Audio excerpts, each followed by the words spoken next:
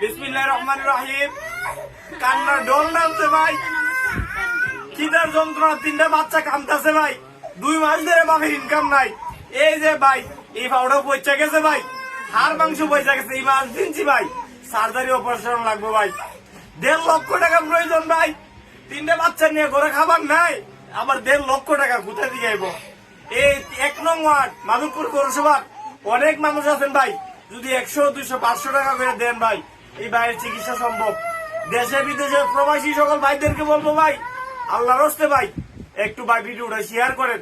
একটা বাইকে বাঁচানোর জন্য ভাই, তিনটা এই ছোট ছোট বাচ্চার মুখে খাবার দেওয়ার জন্য ভাই, এই বাইরেকে একটু বাঁচানোর জন্য ভাই একটু শেয়ার করেন। আপনাকে শেয়ারের কারণে এই বাইরে বেঁচে যাবে ভাই।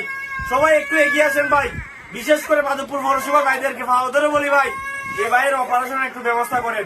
সবাই একটু এগিয়ে আসেন, মানবতার জয় হোক।